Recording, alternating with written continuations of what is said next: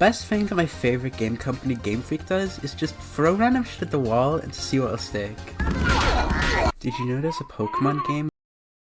Sometimes they'll design a Pokemon that is bad, but I think this comes through most obviously when they design moves, where I think they just design any move that comes to mind, not thinking about the consequences of their entity-felling actions. Sometimes Glen Pokemon comes into their studio and designs the move Earthquake, an action that has arguably shaped popular culture more than any real-life earthquake ever has. Then the next guy comes in and creates their magnum opus, Razor Wind, a 2-turn normal type move that does 80 damage and has 75% accuracy. And this man's name was Shigeru Miyamoto. So I wanted to talk about these funny moves today. The silly ones, the shitty ones, the kiddie ones. The first move I want to talk about is Rototiller, a move that raises attack and special attack of grounded grass types by 1. This is a great example of designers just making something because they thought the idea is funny, and to be fair, the idea of Crustle taking out a giant ass mechanism and working the grass of it tickles me. That's the other thing though. Most of the Pokemon that get this move aren't even grass type, so you can only really use it in doubles, which is a generally unadvisable decision.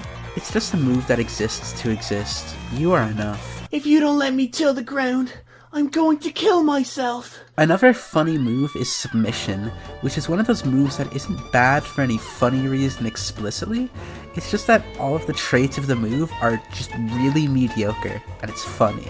80 base power, 80% accuracy, and a quarter recoil, they built this move bad on purpose. What I really like about Submission though, is how it was like the only fighting type move that really existed in Gen 1, so you could try and use it to kill all the normal types in Gen 1 OU, but then you just explode and die anyway, so it doesn't really work out. But what I really like about Submission is how, like, it still existed after Gen 1, even after they decided that fighting types should have some sort of rights. In Gen 2, every fighting type got Cross Chop, an actually designed move. Everyone except for Poliwrath for some reason, who has to choose now between Submission or Dynamic Punch, a coin flip move. Call it. Call it, yes. For a whole lot. Just call it.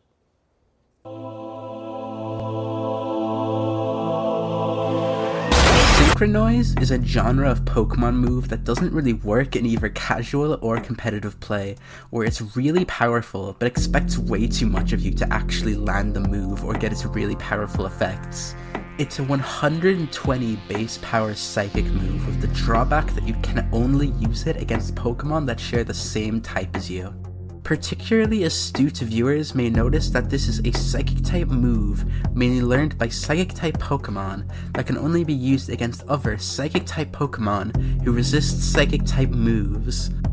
I just think it's really cool how they made a move based on the Gen 1 Ubers metagame. The funny thing is that there are other Pokemon besides Psychic types that learn the move, notably Umbreon, who is a Dark type. The concept of a Psychic type move that you can only use against a Dark type is Miyamoto's design at its finest. Next up, guys, I'm not even gonna try and pronounce that. This move changes all normal type attacks to electric type for one whole turn, and then edit a funny sound effect in. I love how its effect is only for one turn, like, no, it can't be too generous, can we?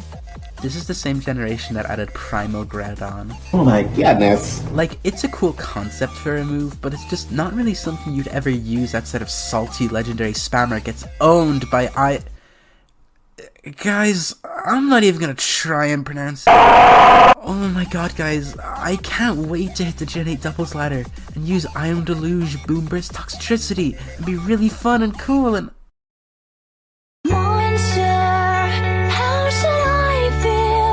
A lot of these moves got removed in generations 8 and 9, which is understandable, I guess. It wasn't incredibly necessary to keep Egg Bomb, a 100 power, 75% accuracy move wherein you throw a large egg at the opponent. But at the same time, it's sad to see these really interesting moves go. Like, even if they weren't the best, they were still cool designs to have in the game. It's especially funny when they got rid of signature moves, Thought about killing myself. like Solder, the signature move of Skarmory. For this move, the user solders its item to itself, making it immune to knockoff and thief and stuff like that. This might have been good on Pokemon like Skarmory, but it never really used this move because it's so specific, but removing it just feels mean, especially in the same generation where they added British Skarmory. Luckily, the move Solder would not impede the effects of the iconic move Embargo, a move that disables the effect of your item for 5 turns. There's a lot of moves like this in the game that just apply a random effect, like infatuating the opponent or checking their prostate, but I like this one specifically because it implies that Heatran cares about an official ban on trade or other commercial activity with a particular country. And in my head, Heatran does not give a shit about government regulation. The next move I want to talk about is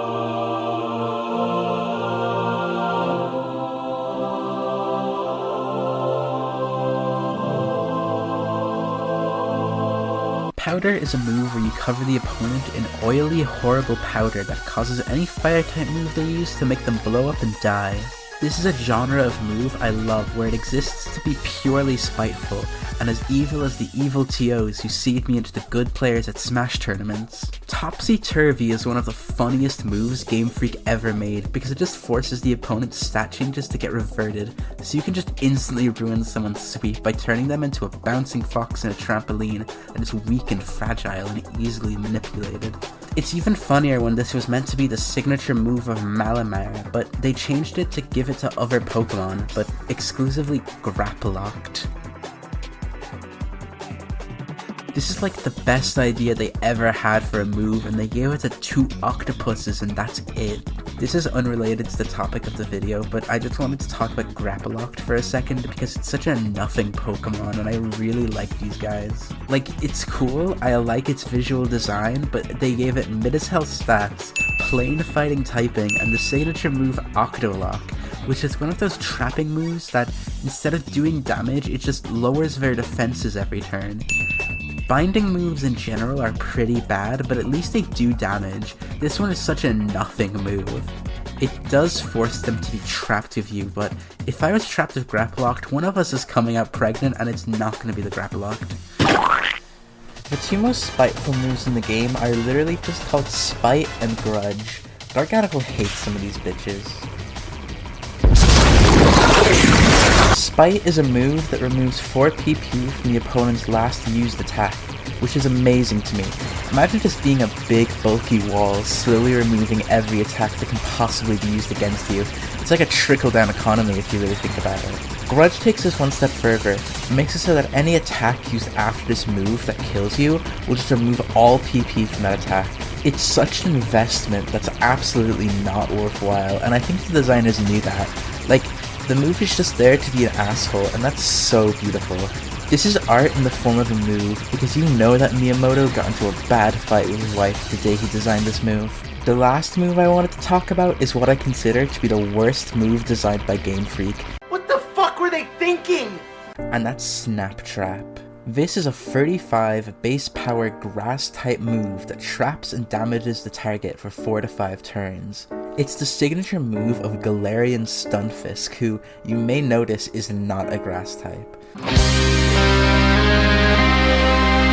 There's literally no reason for this move to be grass type. It's so funny. Like, real life snap traps that I'm assuming this move is based on aren't even made of grass or anything.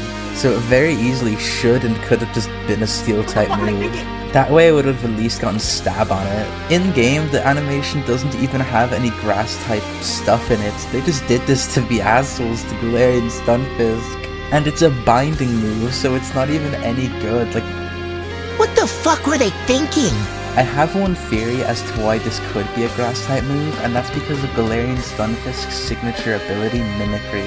This is an ability that changes Galarian Stunfisk's type depending on the terrain, which means that it can either be an electric, psychic, fairy, or grass type. So maybe they made this grass type so they could like show off that ability or something and have it be able to get stab on specifically grassy terrain, but even if that's what this was made for, grassy terrain was literally the worst of the 4 they could have picked. The effect of grassy terrain is that it heals any grounded opponent every turn, so it just makes the binding move do less damage.